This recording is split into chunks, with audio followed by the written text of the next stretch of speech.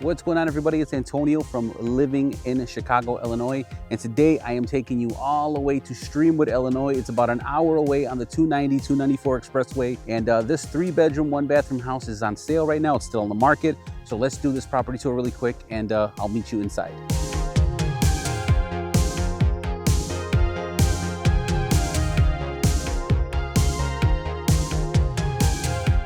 All right, here we go. Let the games begin. And let the record show that I did put these on, okay? When you walk in the building, the first thing that you get hit with, or the house, the first thing you get hit with, is this awesome black wall. I love it. It's not old paneling that somebody painted over. It's a new wall that happens to be black. It probably already came black, and they put it up there, and it looks fantastic.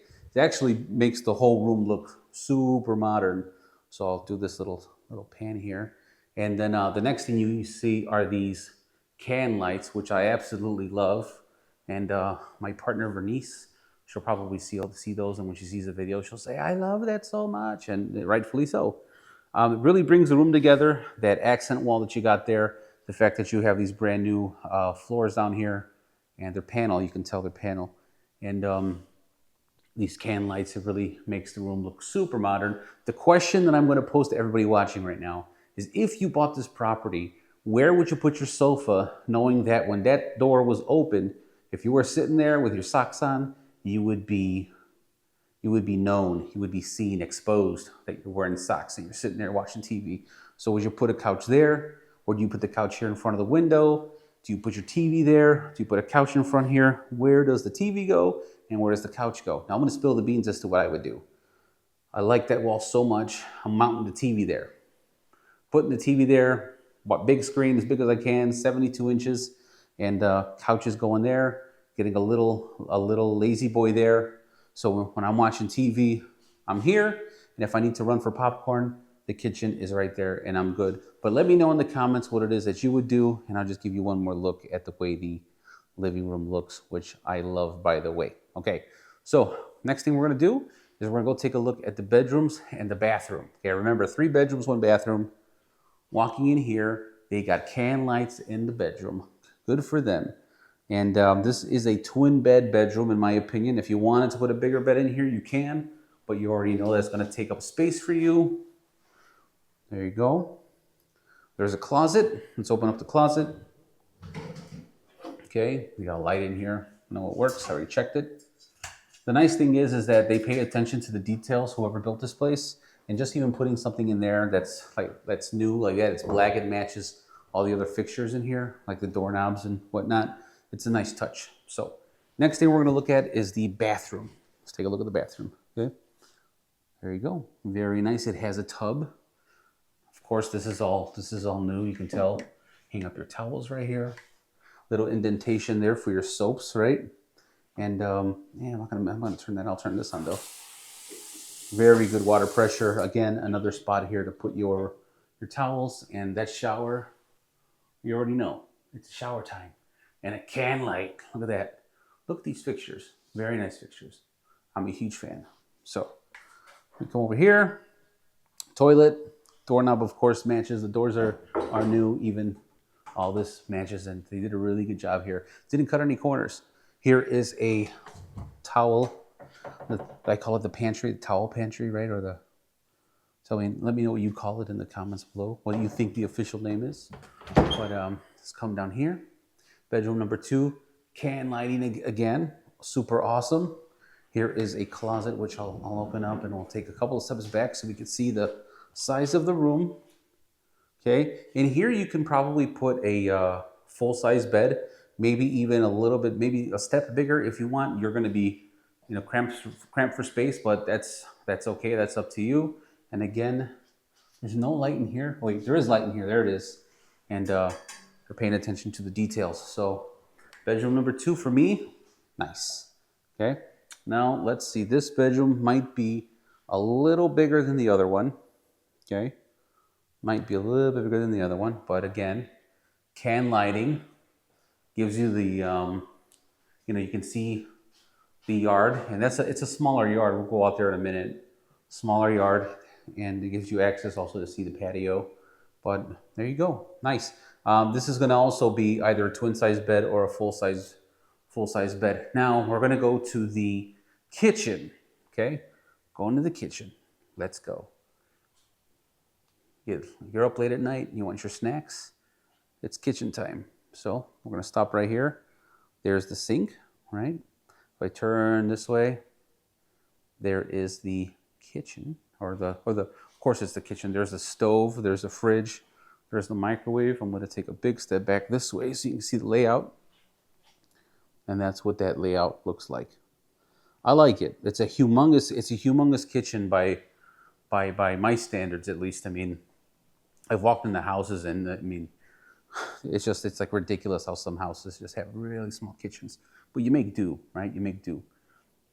Now, what you'll notice here, stove, microwave, countertops, beautiful granite countertops, okay? Look like 46, 47-inch high drawers there. And if you notice down here, we have a washer and dryer that's open, okay? We also have the mechanicals right here, okay? There is the boiler, and that looks like to be the sump pump, okay? And we'll talk about sump pumps in a minute too. Outside the door here, we have, there's the yard, and then the patio right here. Of course, if you want to grill, that's your thing, there you go. Now, let's stop for a minute and let's point something out, okay? Beautiful archway. You don't see it, but right here, if I'm walking and I step right here, I can feel an indentation going down. And the fact that this here is just a one gigantic square, this is an extension, okay?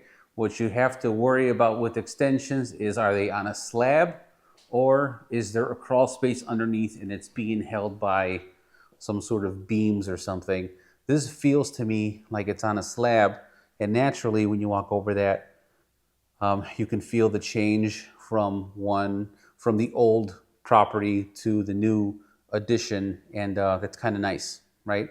But not that it's kind of nice, but it's telling, and it also, for me, has me think to myself, okay, in the future, if anything was going to break or show any wear, it would probably be that area over there, and just want you to think about that for just future information.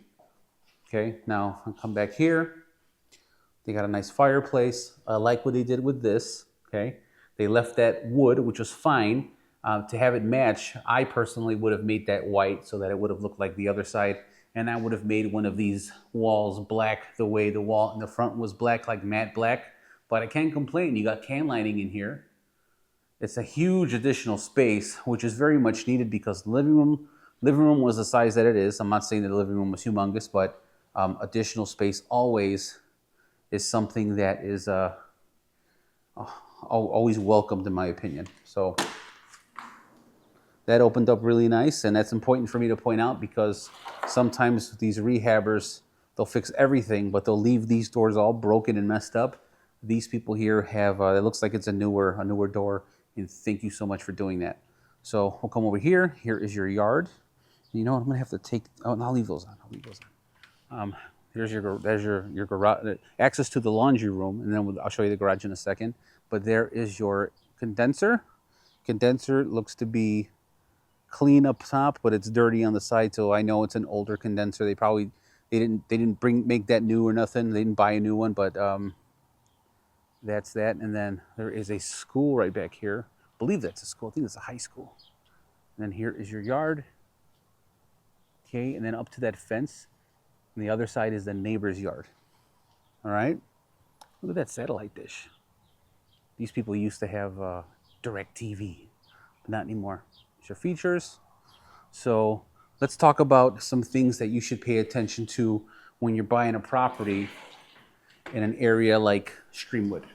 So what I'm about to tell you goes for everywhere. It's not just the suburbs. It's not only Chicago. It's everywhere that you have to be careful for. If you are going to buy a property that is in the suburbs, first of all, you always want to make sure that you talk to your home inspector about whether or not the area has a history of having something called radon gas. Now, radon gas is a naturally occurring gas that forms underground that if there's too high levels of that radon gas, it could cause harm to you because the gas is toxic. So what happens during a radon inspection is somebody comes over with this box and they stick the box in the basement or they put it on the first level and they leave. They leave the box overnight for 24 to 48 hours. Normally it's 24. And the following day that they come back, they check it and they check to see whether or not the radon levels of that box are too high, of the house, if it's too high. And if it is, then that gets communicated to the owner, gets communicated to you, the buyer, and then a decision needs to be made of whether or not you want to move forward with the sale, or if the sellers are savvy and they'll say, wow, I really want to sell my house and I don't want any problems when I'm doing it, let's go ahead and get some radon mitigation taken care of. Radon mitigation is literally, they'll come to the house that has the high levels of radon, they'll drill holes, they'll put in like almost like a ventilation system, like a giant PVC pipe, and then they'll get that thing to go outside so that there is ventilation and getting rid of the gas. And then they'll tell you, they'll give you like a certification saying that, hey, don't worry, it's good.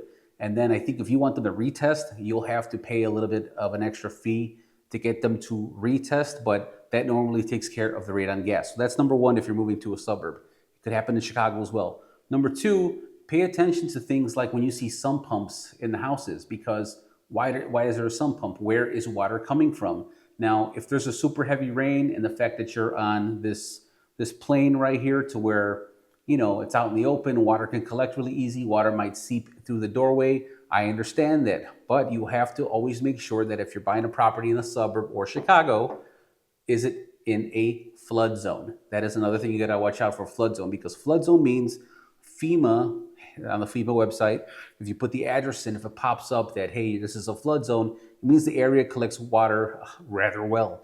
And the other thing you have to worry about is that if you are buying a property that is in a flood zone, your mortgage payment is going to go up because your insurance is going to go up. There's going to be flood insurance that you are not going to have to worry about having to take care of. And that flood insurance, it is not cheap whatsoever. I've seen flood insurance policies of $10,000 and you know, down probably like $2,000 a year, and that can make your mortgage payment per month skyrocket. Okay, so besides the flood insurance, besides the radon gas, the only other thing that I would say to be weary of and to open your eyes for is whenever you're seeing a house that has an extension, especially if there is a crawl space underneath, or if that extension is being held underneath by some sort of what is that? It's a foundation. Is that foundation collecting water? Is the foundation soggy? And then all of a sudden there's a dip in the floor. One time I went to a house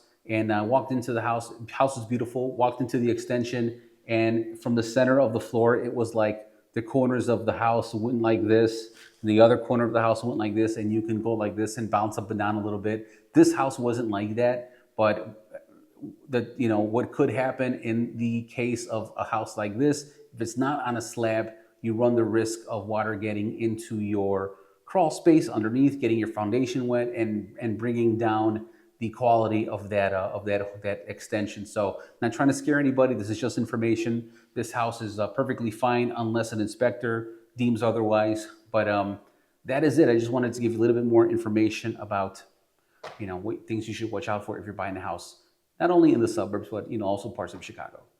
All right, guys, that's it. We're all locked up. So if you guys like this video and you want to see more property tour videos, and if you want to see videos specifically about areas in Chicago and suburbs in Chicago, please subscribe, like, and comment on this channel where you want me to go next. And stay tuned for more property tours and more closings and more listings here on Living in Chicago. I'm Antonio. Thank you so much. Oh, and if you want to work with me, you want me to be a realtor, you can contact me at the number in my profile, 708-205-7121. Thank you so much, and it's time to go home.